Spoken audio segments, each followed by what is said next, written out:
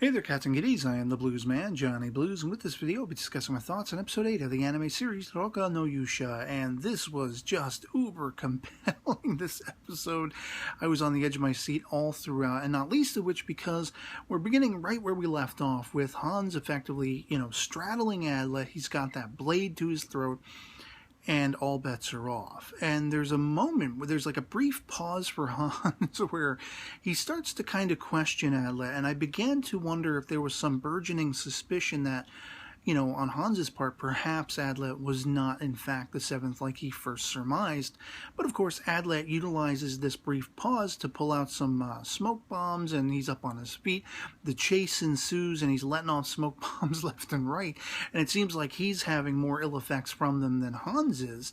He begins to sort of look at Hans as being this strategic sort of genius.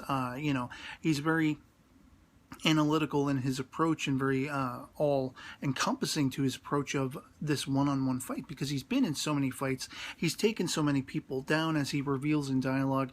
He knows about the reveal in a dying man's face of the truth, when confronted with your own mortality and all that kind of stuff. And so the real sort of one-on-one thing begins. Forget all the physical prowess and the fighting. Now we're matching wits and minds, with Adlet realizing he's got to up the ante. He's got to try to convince, for better or worse, and he's taking a gamble, not knowing for sure whether or not Hans is going to end up being, a true brave, or this seventh, this fake. He basically starts stripping down and taking off all of his accoutrements, all of those gimmicks, all the smoke bombs, and everything that he has at his disposal to try to convince Hans that he's not going to kill him. He's not, going to take his life. He's not really the seventh.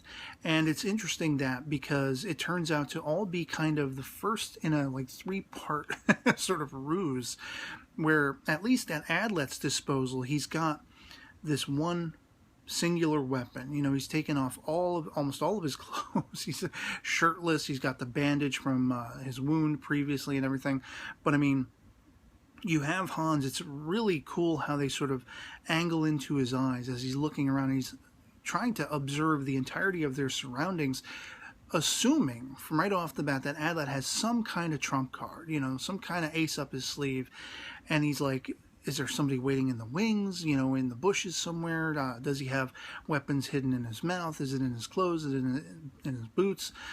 And he overlooks the sword that Adlet holds, which I thought was just freaking awesome. Like, he could fire the blade as almost a projectile, like a gun, And he purposely does this. Adlet fires it, but he does so to knock one of the blades from Hans's hand rather than take his life, to try to convince him, once again, I'm not going to kill you because I'm not a killer. I'm not the fake.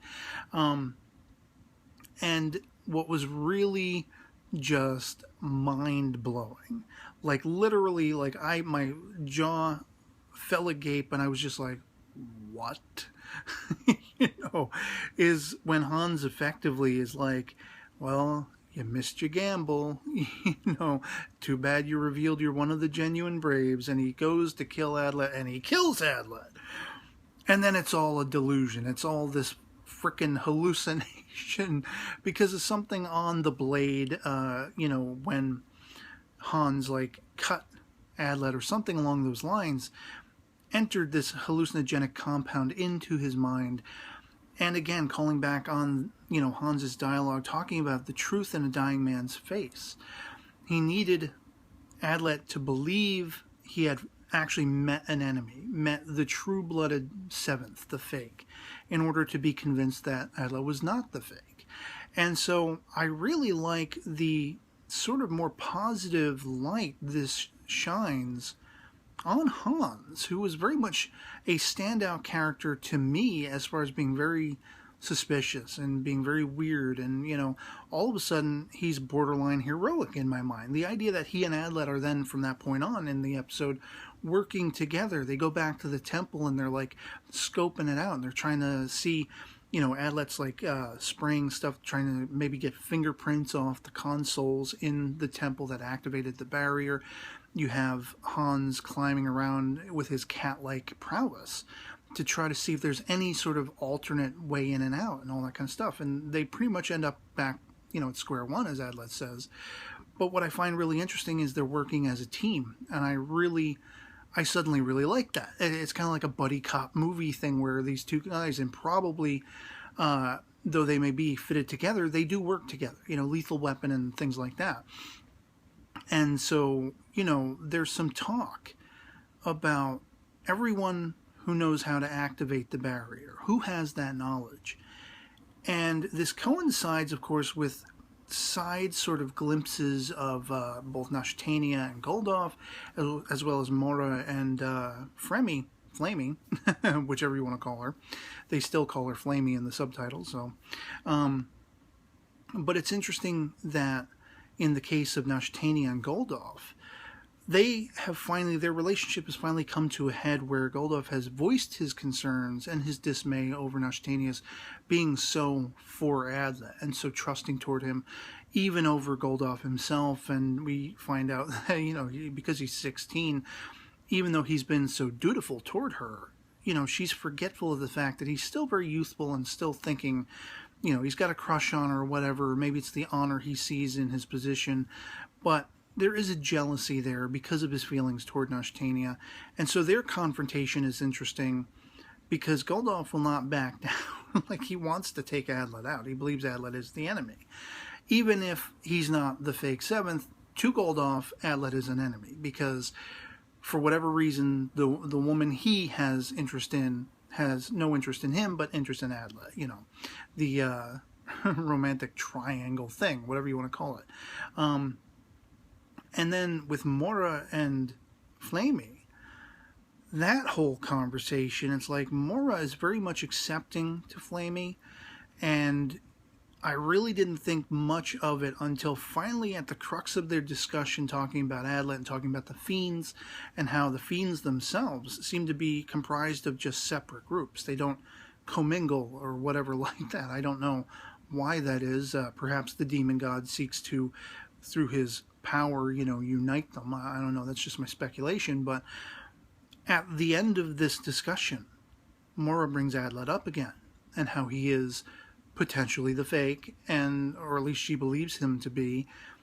And she almost borderline orders Flamey, when you see him again, you kill him. You be sure to kill Adlet. And they focus on this so hard that it's like, I feel like it can't be that she's saying this out of, for your own protection. He's the enemy. He's the bad guy. He's the fake. Protect your life.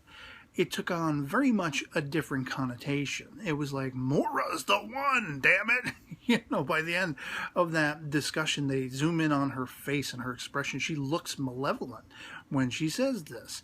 Now, is this just a red herring? Is this just pitch perfect angling from the producers of the show to once again put her forth as potentially the fake? But what I find interesting that coincides with this, as I call back to Adlet and Hans being in the temple, Adlet thinks he's hearing stuff outside, and he, in talking over who has the knowledge to activate this thing. And there is some talk I found interesting as well about the saints, and how, as we see toward the end of the episode, there are fiend-like creatures that apparently the barrier within the temple misconstrues for being saints. So it's not necessarily a true-blooded saint that might have had abilities Mora wouldn't, air quotes, know about, as was Adlet's concern. There could have been a saint or a being misconstrued for being a saint by the barrier that's supposed to be protecting this temple that could have gone inside and done all of this. Somebody as yet unseen. But, you basically have Chamo being insane, as usual. She, because almost as though she senses perhaps that Adlet's going to be coming looking for her, he has a question to ask. And I believe his question has to do with Mora and their arriving seemingly together, or their familiarity with each other, whatever it is. I think based on the fact that we have Mora saying, kill Adlet. And now Adlet's working this out in his mind, and it seems as though he wants to go talk to Chamo, because who better familiar with Mora would there be? But because of Shimo's being psychotic in her own right, her idea is, well, I'm going to kill all my fellow Braves so I can find out who the fake is, and then I'll just go take care of the demon god myself. We saw her in the previous episode all on her own, sitting out in the middle of the woods, and we know she's the Saint of Swamps, and it's kind of like, what the hell does that mean? Oh, well, apparently it means regurgitating all this green funk that's going to turn into fiends and kill your ass. You know, I don't know, that... Ugh. It's just creepy as all hell. It was nasty. So she's vomiting up this green liquid, and of course Hans and Adlet are on the attack. She's trying to take them down. She's got these big bubble-looking, magic bubble-looking fiends going after them. And of course we leave off with this cliffhanger of them being surrounded, and Shimo just is losing it, you know.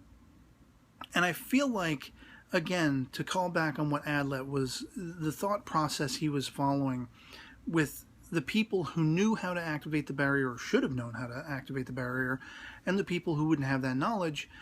And it seemed as though he was going pointedly toward Shimo to ask her something about Mora.